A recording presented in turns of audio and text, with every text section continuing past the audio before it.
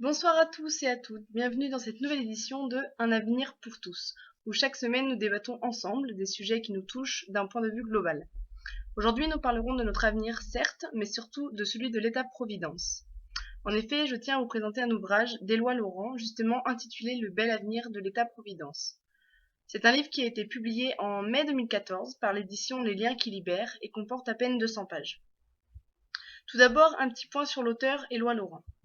Nous avons affaire à un docteur en économie de l'OFCE, l'Observatoire français des conjonctures économiques, qui enseigne à Sciences Po Paris, où il a justement été formé, mais aussi il enseigne à la Stanford University et à la Sorbonne. Il a également été attaché parlementaire à l'Assemblée nationale dans les années 2000 et collaborateur au cabinet du Premier ministre. Il a de plus été chercheur à Harvard et il est l'auteur de notamment 2 autres ouvrages coécrits avec Jean-Paul Fitoussi. La nouvelle écologie politique, économie et développement humain, et un deuxième ouvrage, Social écologie. Lors d'une interview, il expose son point de vue sur l'intérêt qu'il porte à la macroéconomie européenne, sujet qui se retrouve dans ses ouvrages. Il explique donc que la macroéconomie met en jeu un cadre plus large que celui de la consommation ou de la production, en faisant intervenir la politique économique et les institutions. En effet, selon lui, l'écologie est la reconnaissance d'un cadre encore plus large des phénomènes économiques, qui sont la biosphère et ses écosystèmes. L'écologie ouvre en fait l'économie sur des horizons plus profonds. Je cite ses paroles, il existe également un lien direct entre l'Union européenne et l'écologie. L'Europe est devenue le leader écologique global. On le voit bien dans les négociations climatiques. Beaucoup d'économistes, dont je suis, plaident d'ailleurs actuellement pour une relance de l'économie européenne par l'économie verte, ce que l'on appelle le Green New Deal. Il a entre autres créé un cours d'économie, intitulé Bien-être et soutenabilité. Alors, en quoi consiste ce cours ? En fait, ça consiste à convaincre les étudiants que l'économie ne se résume pas seulement à la gestion du capital physique et à la croissance du PIB par habitant, pour enfin les sensibiliser aux nouveaux indicateurs de développement humain et de soutenabilité environnementale. Ce cours a suscité un véritable intérêt des étudiants parce qu'ils ont pu construire leurs propres indicateurs de bien-être et de soutenabilité. Maintenant, quel est réellement le sujet de cet ouvrage ? En fait, l'auteur a décidé de le partager en 4 chapitres, qui traitent premièrement du génie de l'État-providence, deuxièmement du monde social-écologique, pour enfin parler de l'État social-écologique et enfin de la social-écologie territoriale.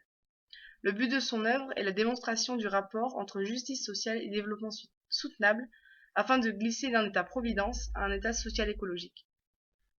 Il faut déjà avoir bien en tête ce que l'on nomme un État-providence. Donc pour ceux qui ne le savent pas, par définition, l'État-providence, c'est une forme d'État qui se dote de larges compétences réglementaires, économiques et sociales, en vue d'assurer une panoplie plus ou moins étendue de fonctions sociales au bénéfice de ses citoyens. Et cette nouvelle forme d'État s'affranchit de la conception libérale d'un État limité à des fonctions d'ordre et de sécurité. Ainsi, Laurent Eloi prône pour le questionnement de l'écologie à travers l'économie, sans chercher à culpabiliser ou faire une morale, mais seulement montrer qu'il existe une autre façon de penser qui lie la consolidation sociale aux préoccupations écologiques.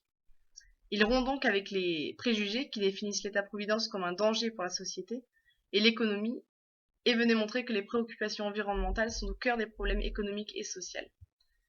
Pour que vous vous rendiez compte de ces arguments, sans pour autant que vous volez le bonheur de la découverte si vous lisez ce livre, je vous ai tiré 2 passages qui sont les suivants. Le premier nous évoque la relation entre société et écologie. Je cite. La relation sociale-économique est à double sens. Les inégalités sociales nourrissent les crises écologiques grossissent en retour les inégalités sociales.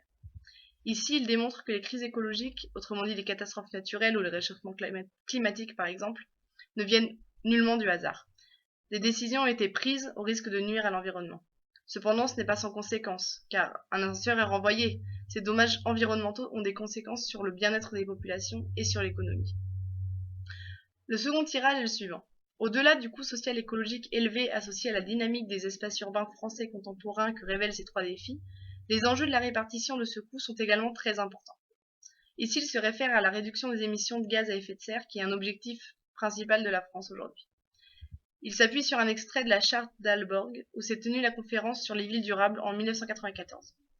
Cet extrait prône la volonté d'intégrer à la protection de l'environnement les exigences sociales essentielles à la population dans le domaine des logements, de l'emploi ou du sanitaire par exemple. En effet, il s'agit ici de se rendre compte que les problèmes environnementaux touchent la planète entière, mais qu'une partie de la population, autrement dit les plus démunis, sont bien plus vulnérables face à ces crises écologiques et ne sont en aucun cas aptes à les résoudre de par leur situation économique et sociale. À travers le résumé de ce livre et les 2 citations que je viens de vous expliquer, on peut y voir une réelle volonté de réflexion et de changement en ce qui concerne l'organisation mondiale dans les domaines sociaux, économiques et écologiques. En effet, aujourd'hui, nous arrivons à un point où beaucoup de débats portent sur l'avenir de notre planète et de la population. Croissance ou crise économique, réchauffement climatique, pays développés, pauvreté, etc. Beaucoup d'économistes manient ces expressions, mais de façon différente. Certains prônent pour la décroissance, d'autres pour des manières différentes d'agir. Mais il est cependant très intéressant de confronter les diverses opinions, propositions. Ici, nous en avons une de plus, et je trouve que cet ouvrage est réellement très bien fait. Il est facile à lire, sans trop d'expressions poussées nécessitant un vocabulaire économique élevé. De plus, il n'est pas très long, ce qui ne décourage pas à la lecture.